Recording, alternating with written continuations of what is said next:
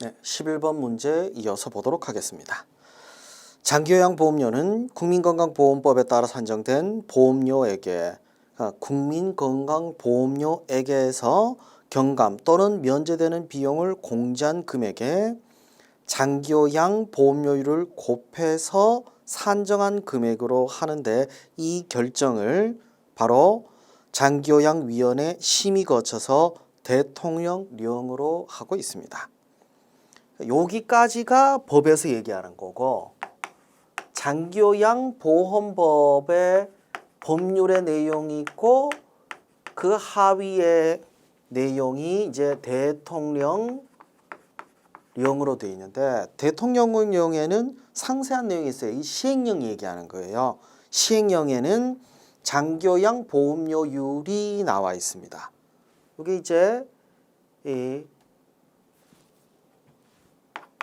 10.25%라고 볼 수도 있고 요거를 1. 이렇게 돼 있구나. 125. 같은 얘기예요. 10.25%라고 이렇게 돼 있는데 알 필요 없습니다. 왜냐고요? 시행령 시행규칙은 안 내니까. 그럼 뭘 기억해야 됩니까? 어디서 심의하느냐? 심의의 주체는 장기요양위원회입니다. 여기서 심의한다는 거 그거를 기억하셔야 될 것 같네요. 12번 문제 넘어가겠습니다. 장기요양 인정에 대한 내용이 나와 있는데 법에 장기요양 인정의 개념이 정확하게 안 나와 있다 보니까 뭘 인정하라는 거냐라고 하는데요. 이게 뭔 뜻이냐면 장기요양 인정이라는 게 장기요양보험 가입자, 그 부양자, 의료급여 수급권자 누구나 장기요양급여를 받을 수 있는 거는 아니에요. 일정한 절차에 따라서 장기요양급여를 받을 수 있는 권리, 즉 수급권이 부여되는 게 장기요양 인정입니다. 한마디로 얘기해서 수급권 부여, 권리 부여되는 게 장기요양 인정이라는 거예요. 그럼 조금 더 쉽다. 장기요양 인정, 즉 수급권 인정, 수급권 부여에 대한 내용이라고 하면은 좀 더 수월하게 이해가 되겠네요.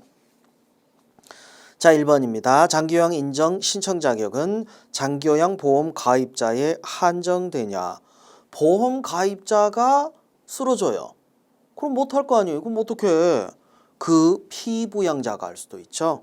아니면 의료급여 수급권자도 할 수도 있고 이 가입자 자체가 돼버리면 스스로 어떤 판단이나 신청 이런 선택을 못할 수가 있기 때문에 그래서 범위가 확장되죠. 1번이 잘못됐죠. 자, 신청 어떻게 합니까? 신청을 하려면 국민건강보험공단의 장기요양 인정 신청서에 의사소견서를 둬야죠. 그냥은 아니에요. 의사소견서 동그라미. 내가 난 몸이 안 좋고 내가 노인성 질환이 있다. 나 스스로 얘기할 수는 없죠. 그래서 의사소견서 첨부해야 됩니다. 접수하게 되면 건강보험공단 소속 직원이 관련 내용을 조사하죠. 조사한 이후에 결과 신청서, 의사소견서, 심의에 필요한 자료를 등급판정위원회에 제출해요. 그러니까 판정은 등급판정위원회인데 거기에 대한 조사를 건보 직원이 한다는 거죠. 그건 좀 구분하실 필요가 있겠네요.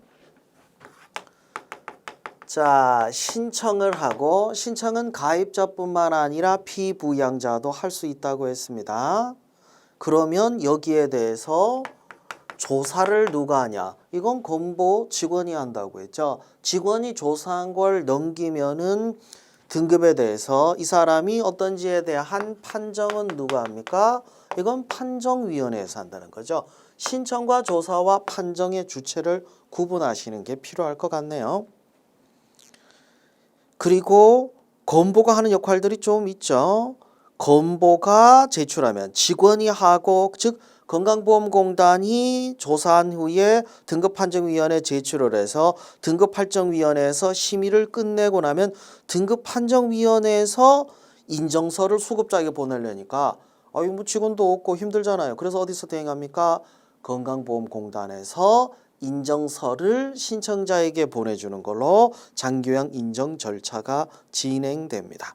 답은 1번이긴 한데 나머지 세부 조항 내용들 하나하나가 절차로서 가치가 있기 때문에 꼭 기억을 하셔야 될 것 같습니다. 그 정도 얘기로 보도록 하시고 그까지 합시다. 자, 넘어갈게요. 13번 문제입니다. 장기요양 신청서 접수하면 건강보험공단 소속 직원이 조사를 하고 심의에 필요한 자료를 등급판정위원회에 제출하면 등급판정위원회에서 등급판정 기준에 따라서 수급자 선정하는데 이 장기요양 등급 판정에 대한 내용 중 바르지 못한 거 보도록 할게요. 자, 1번부터 보도록 합시다. 조사한 이후에 그 조사한 거를 건강보험공단에서 이걸 기반으로 해서 판정할 수는 없죠. 판정은 어디서 한다고 했죠? 등급판정위원회. 그래서 건보는 조사한 결과를 등급판정위원회에 제출하도록 되어 있죠. 자, 2번입니다. 등급판정위원회의 판정 기준에 대해서 나와 있네요. 신청인이 신청 자격 요건 충족하고 충족만 하면 끝이냐? 아니죠. 그리고 6개월 이상 동안 혼자서 일상생활하기 어렵다고 인정된 경우에 등급판정 기준에 따라서 수급자로 판정을 하게 됩니다. 3번입니다. 신청 판정을 할 때 신청인, 그 가족, 의사소견서를 발급한 의사 등 관계인들의 의견을 물을 수 있죠. 확인하는 정도로 이해하시면 되죠. 4번입니다. 등급판정위원회는 거짓이나 그 밖의 부정한 방법으로 장기요양 인정을 받는 경우 의심될 때 직권조사를 할 수 있다라고 되어 있는데요. 이 등급판정위원회의 직권조사는 좀 애매한 부분입니다. 이때는 등급판정위원회에서 직접 조사하는 건 아니에요. 등급판정위원회의 구성에 대해서 보셨으면 아시겠지만 등급판정위원회의 위원들이 몇 명 되지도 않습니다. 그럴 만한 여력은 없어요. 그러면 어떻게 하냐? 건강보험공단에서 의심될 때 조사를 해서 그 조사한 결과를 등급판정위원회에 제출하는 거죠. 두 가지가 있습니다. 거진, 그 밖에 부정한 방법으로 장기요양 인정을 받은 경우, 그리고 고의로 사고 발생하거나 본인의 위법 행위를 기인하여 장기요양 인정을 받은 경우, 이 두 가지 경우에 한해서 조사를 하는 거는 건보고 이거를 이제 제출을 했을 때 어디다 제출하냐? 등급판정위에서 거기서 이걸 토대로 해서 다른 절차를 거치게 되죠. 조사를 등급판정위원회에서 하기는 어렵다. 그죠? 자, 그까지 하도록 하고 14번 문제 이어가도록 하겠습니다. 국민건강보험공단이 장기요양 인정서를 작성할 경우 장기요양 급여의 종류 내용을 정할 때 고려해야 될 사항 등이 있습니다. 이 고려해야 될 사항에 뭐가 있는지 좀 보도록 할게요. 기본적으로 장기요양 인정서 작성을 할 때는 뭘 기준으로 해야 됩니까? 이 장기요양 인정서, 이거 구분 좀 해야 되는 게 장기요양 인정서 신청조사하고 인정서 작성하고는 좀 다른 문제거든요. 구분을 좀 하고 갑시다. 장기요양과 관련해서 장기요양 신청의 조사 부분하고 그리고 장기요양 인정서 작성에 있어서 고려할 거하고 이게 살짝 좀 달라요. 자, 먼저 장기요양 인정 신청의 조사의 경우에는 신청인 자체가 고려해야 될 내용들이 좀 많습니다. 신청인의 심신 상태라든지 신청인에게 필요한 장기요양 급여의 종류와 내용이 뭔지 이런 것들이 필요하죠. 요거는 인정 신청 조사일 때 심신 상태도 필요하고 필요한 장기요양 급여 종류나 내용도 필요해요. 근데 장기요양 인정서의 경우에는 장기요양 등급을 받았잖아요. 이거 받은 걸 토대로 해야 되니까 뭐가 필요합니까? 보기 1번에 나와 있는 수급자의 장기요양 등급, 그리고 수급자의 생활환경, 수급자 그 가족의 욕구와 선택. 왜냐하면 그 가족들이 집에서 이 부모님을 아버지를 모실라 그럴 수도 있고, 아니면은 요양기관에다 모실라 그럴 수도 있고, 그 선택도 필요하겠죠. 그리고 5번에 나와 있는 시설급여를 제공하는 경우 장기 요양기관이 운영하는 시설 현황. 여기까지가 바로 장기요양 인정서 작성 시 고려사항이에요. 요거 얘기해요. 그러면 장기요양 신청조사에 필요한 거, 이건 뭐냐? 한 번 더 정리할게요. 신청인의 심신 상태,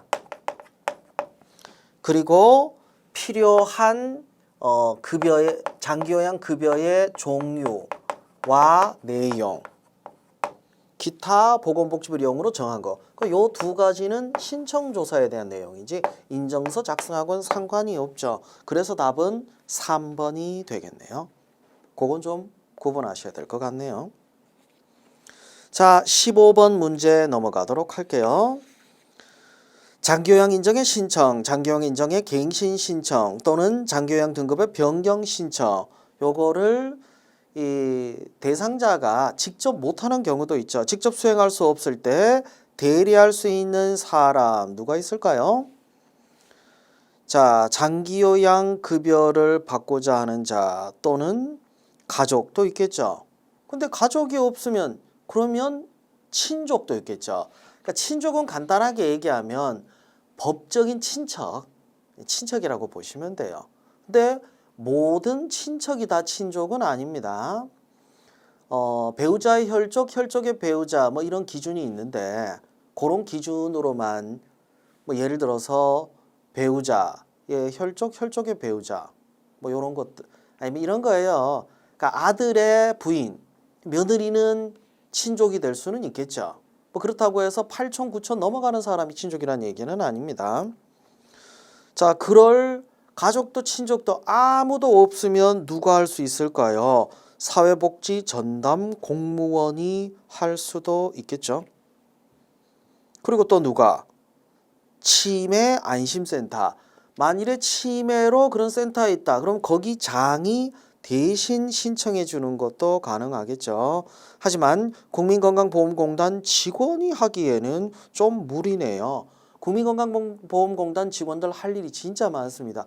여기까지 하라고 하면은 전담 공무원들이 필요가 없죠. 그러니까 공무원이 할 수 있는 거하고 건보 직원이 할 수 있는 거하고는 경계가 좀 필요할 것 같네요. 내용 좀 진행해서 보시면 그래서 답은 5번이 되겠네요. 건보 직원들 모든 걸 다 하지는 않습니다. 참 많은 일들을 하기는 해요. 하지만 전부 다 하지는 않는다는 얘기일 뿐이죠. 내용 이어가도록 할게요. 16번입니다. 노인장기요양보험법에 따르면 장기요양 급여의 종류는 재가급여, 시설급여, 특별 현금 급여 등이 있습니다. 그중 재가급여에 해당되지 않는 거 나와 있는데 장기요양 급여 내용이 조금 분량이 좀 되긴 되는데 요거 여기서 한번 좀 상세하게 정리를 해보도록 합시다. 자, 일단 정리를 좀 하고 설명으로 넘어가도록 할게요. 세 가지로 크게 구분하는 게 먼저예요.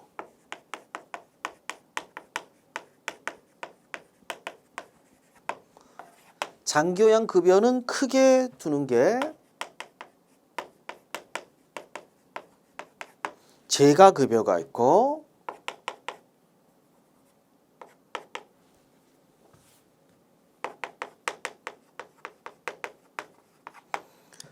집에 있으면서 받는 거하고 시설에 있으면서 받는 거라고 구분하시면 됩니다. 집에서 하는 거니까 재가급여에 뭐 방문 요양이라든지 여기 들어가는 게 이건 설명 따로 안 해도 될 거예요. 방문 요양 말 그대로 방문해서 요양할 수 있게 그리고 방문해서 목욕할 수 있게 이것도 가능하고 방문해서 간호도 있습니다. 거기에 그 이외에도 뭐 일시적으로 뭐 누가 집에서 챙겨줄 사람이 없는 경우들도 있을 거 아니에요. 그래서 필요한 게 주야간 급여, 주야간 보호죠. 죄송합니다. 그리고 단기 보호, 기타 재가 급여도 있습니다. 근데 봐봐요. 단기 보호면 장기 보호도 당연히 있어야 되지 않냐. 장기 보호할 거면 시설에 들어가는 게 맞죠. 그래서 재가 급여에는 장기는 없어요. 단기 보호만 있지. 자, 시설 급여의 경우에는 뭐 따로 설명이 필요 없죠. 장기 요양 기관에서 있는 거니까 장기 보호가 필요 없는 게 장기 요양 기관에 장기간 입소한 그런 수급자들에게 이 제공되는 장기 요양 급여를 얘기합니다. 거기서 교육받고 훈련 등도 받게 되니까요. 특별 현금 급여 있죠?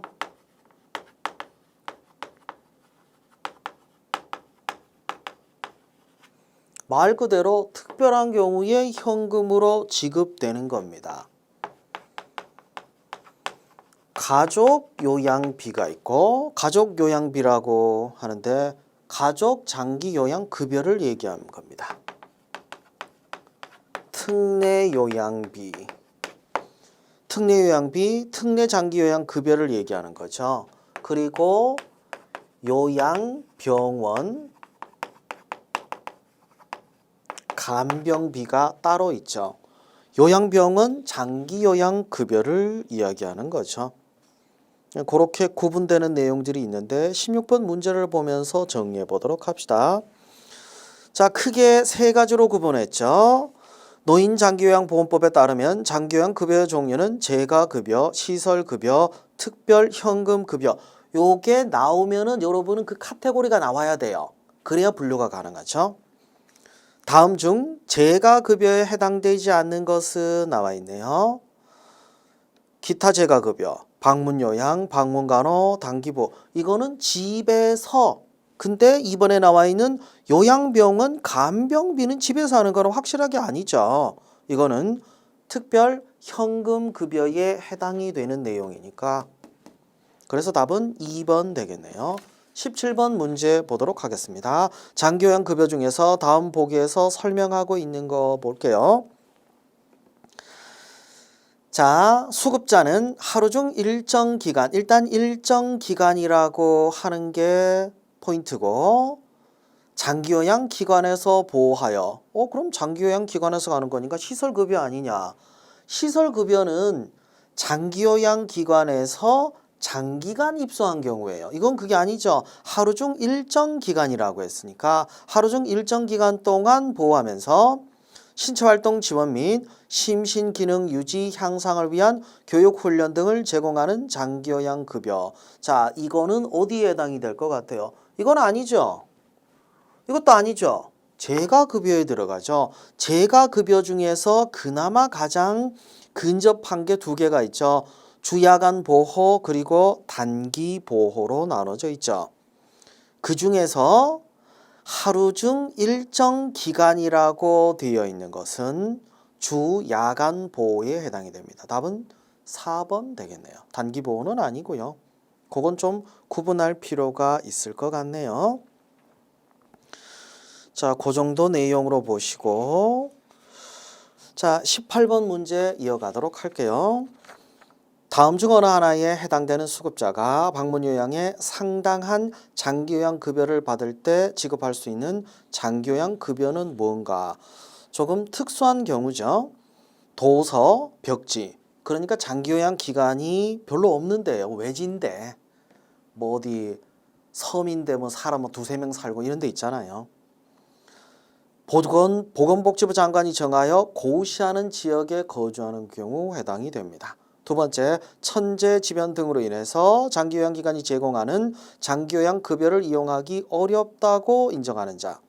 자, 그리고 세 번째, 신체, 정신 또는 성격 등 대통령령으로 정하는 사유로 인해서 가족 등으로부터 장기요양을 받아야 하는 자. 좀 특수한 경우예요. 특수한 경우면 뭐예요? 이거잖아요, 이거.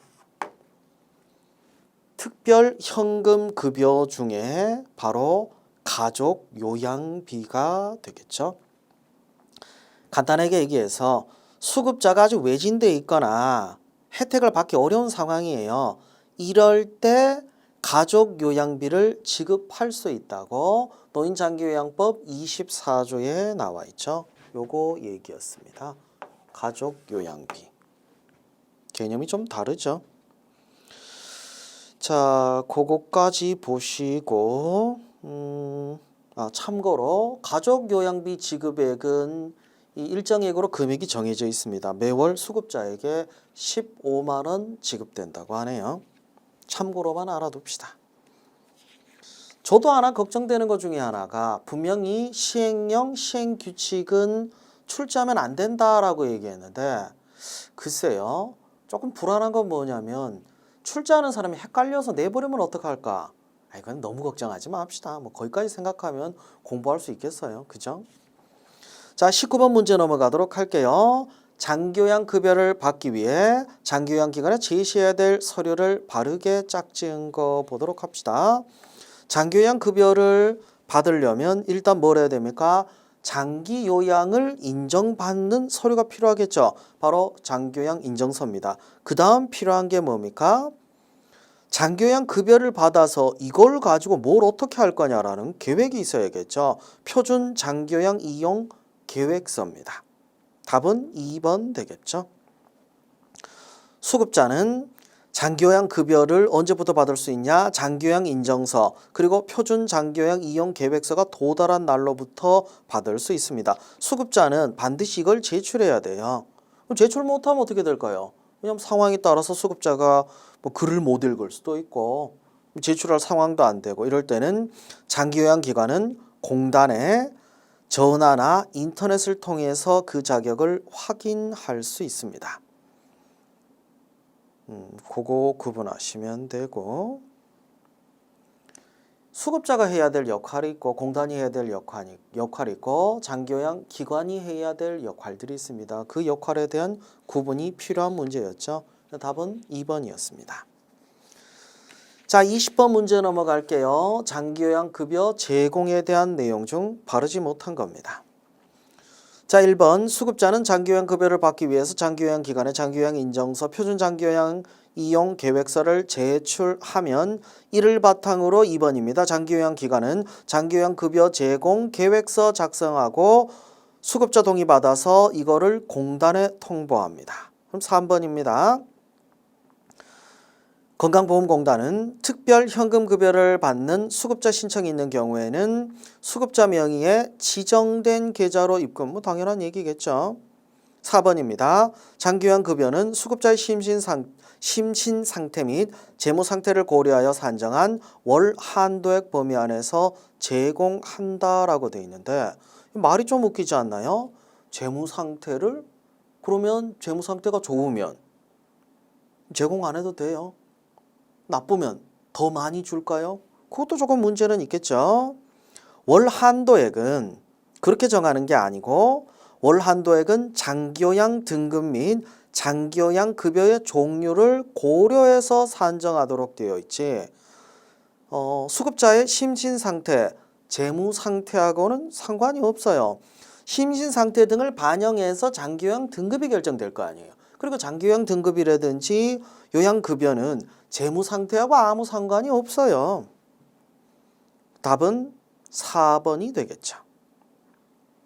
자, 그리고 마지막에 나와 있는 수급자는 장기요양 급여를 제공받는 경우 수급자의 가족만을 위한 행위를 요구할 수는 없도록 되어 있습니다. 그거는 참고로만 알아두시고 답은 4번이었죠. 조항이 까다롭죠. 21번 넘어갑시다. 숫자 절차 순서만큼이나 중요한 주체에 대한 내용 나와 있네요. 21번입니다. 재가급여 또는 시설급여를 제공하는 장기요양 기관을 누가 지정하는 걸로 되어 있냐. 자, 지정 주체는 여러 군데가 있겠죠. 근데 이거 생각해 봅시다. 이런 장기요양 기관이 어디 있어요? 여러 지역에 있죠. 자, 여러 지역에 있고 결정권을 받을 수 있을 정도는 누가 있을까요? 지역 주민의 손으로 뽑은 지자체장이 결정권을 갖는 게 맞겠죠. 답은 3번 지방자치단체장입니다. 장기요양기관을 운영하려는 자는 소재지 관할구역을 하는 특별자치시장, 특별자치도지사, 시장, 군수, 구청장, 다시 말해서 광역자치단체장이나 기초자치단체장으로부터 지정을 받도록 되어 있는 게 바로 31조에 나와 있습니다. 이것도 헷갈려 하는 분들이 있는데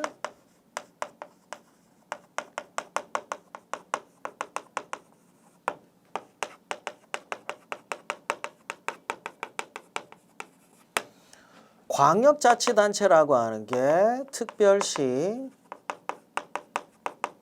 광역시, 도 얘기하는 거예요. 기초자치단체라고 하는 게 자치구, 특별시나 광역시 살아있는 구가 자치구잖아요. 그죠? 그리고 시, 군 등을 얘기하죠. 시군, 구까지는 아니에요. 이 구는 기초자치단체인 시 살아있는 구는 자치단체가 아니에요. 아시겠죠? 자치구 얘기하는 거예요. 요거 구분이었죠. 요런 자치단체장의 지정을 받게 되기 때문에 답은 3번이었죠. 그 정도 얘기 보시고 22번 넘어갑시다. 다음 중 장기요양기관으로 지정받을 수 있는 자는 누구인가 나와 있는데 일단 장기요양기관으로는 결격사유에 대한 내용이 있습니다. 결격사유라는 게 정확한 합리적인 판단을 못할 사람이라고 생각하시면 돼요. 어떤 사람이 합리적인 판단을 못할 수 있습니까? 일단 미성년자. 어리다고 다 그러냐? 경험 부족하니까 그런 거죠. 법은 미성년자에게 어떤 의사결정을 할 수 있다라고 보지는 않거든요. 그리고 그걸 잘 못할 수 있는 사람들이 있죠. 정신질환자, 마약 중독자 이런 사람들이 합리적인 판단을 못하기 때문에 어떤 결정을 하게 됩니까? 피성년 후견이나 피한정 후견인처럼 법적으로 이 사람들의 결정의 효력을 제한해버리는 제도가 있죠. 근데 1번에 남아있는 신용불량자는 어때요? 합리적인 판단을 못하는 게 아니라 그냥 경제적으로 코너에 몰려있는 사람이라고 봐야겠죠. 1번은 해당 사항은 없어요. 신용불량자이기 때문에 거기에 해당되는 사람은 아닙니다. 신용불량자는 빚을 못 갚은 사람일 뿐이에요. 빚 못 갚았다고 합리적인 판단을 못하고 이런 장기요양기관 운영 못할 것 같아요? 그건 좀 오버한 것 같죠. 답은 1번이었죠. 자, 결격 사유에 대해서 조금만 더 얘기하자면 미성년자, 피성년 후견인, 피한정 후견인 이라는 제도가 있는데 그거는 잘 모르시는 분들도 있을 텐데 간단하게 얘기하면 법적으로 이 사람이 결정한 거에 효력을 인정을 안 하는 제도예요. 그러니까 법적으로 이 의사결정을 못하는 사람은 예외. 그래서 해당이 되는 게 결격 사유는 좀 써놓고 얘기할게요.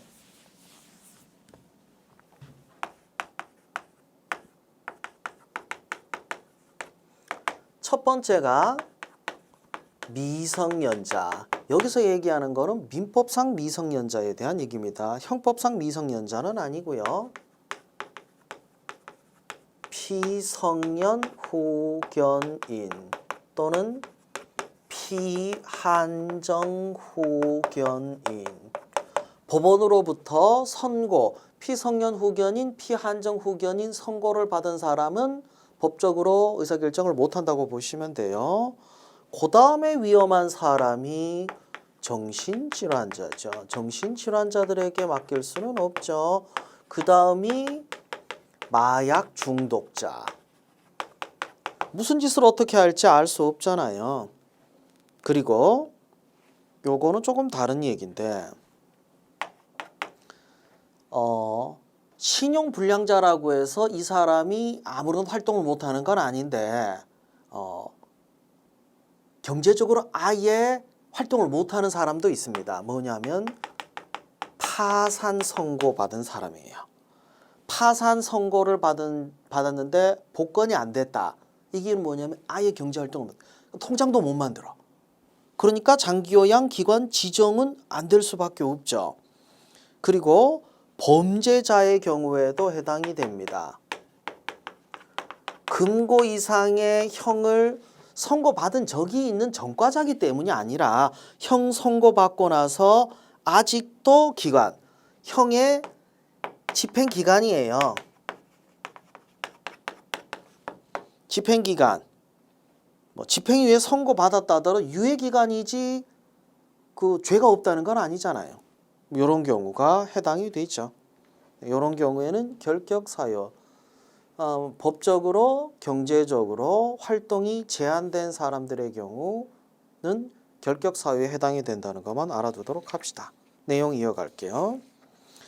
자, 23번입니다. 다음 숫자에 들어갈 게 얼마인지 한번 볼게요. 보건복지부 장관은 장기요양 사업 실태를 파악하기 위한 조사는 3년마다라고 했죠. 장기요양 기간 지정의 유효기간은 몇 년이라고 했죠?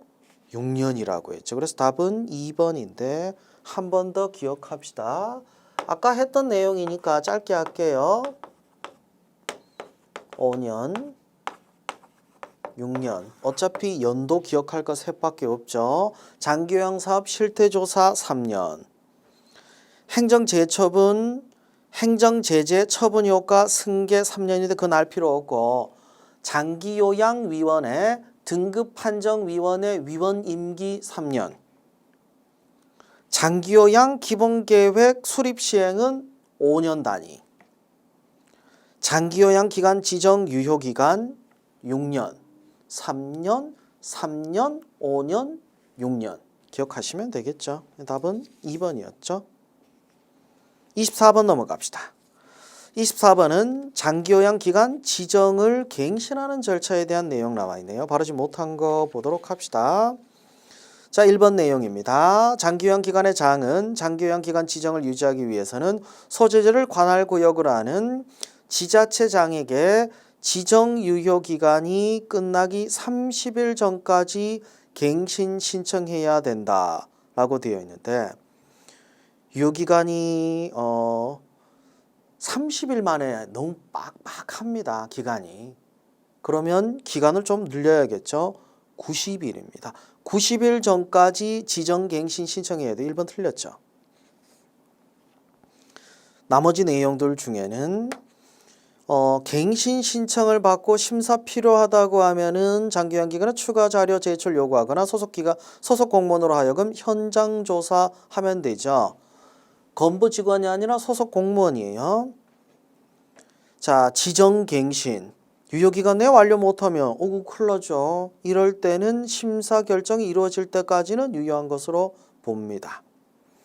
갱신심사 완료하면 지체 없이 장기요양 기관장에게 통보해 주게 되고 지정갱신 거부할 경우 그 내용은 건강보험공단에 통보되고 보건복지부 장관에게도 통보됩니다. 답은 1번이 되겠네요. 또 기억해야 될 게 있네요. 기간 2개 나왔죠. 아까 3년, 5년, 6년 했으면 이번에는 30일하고 90일 좀 구분해 보도록 합시다. 30일.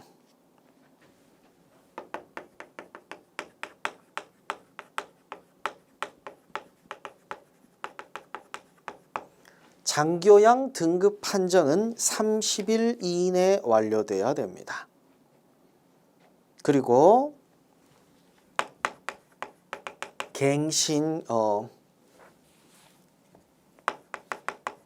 장기요양 인정 갱신도 이 신청이 만료 30일 전까지 진행이 돼야 됩니다.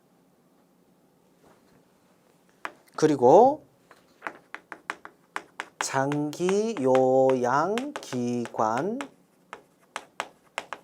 폐업 또는 휴업 이것도 예정일 30일 전까지 진행돼야 되죠. 그 이외에도 뭐 휴업 폐업이고 그까지 하고 90일 얘기 좀 보도록 할게요. 90일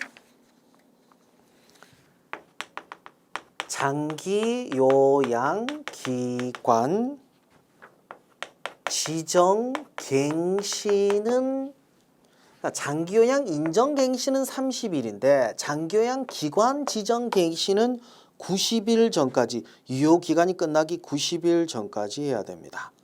그리고 심사청구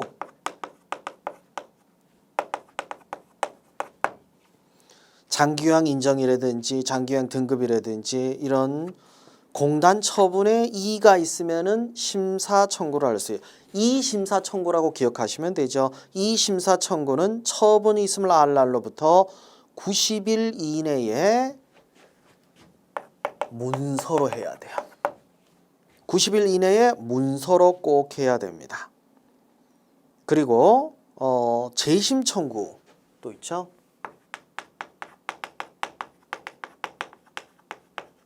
이것도 90일이에요. 그러니까 30일과 90일 요거 구분을 좀 해두시는 게 필요할 것 같네요. 계속 강조하지만 숫자는 문제 출제할 때 굉장히 유용하기 때문입니다.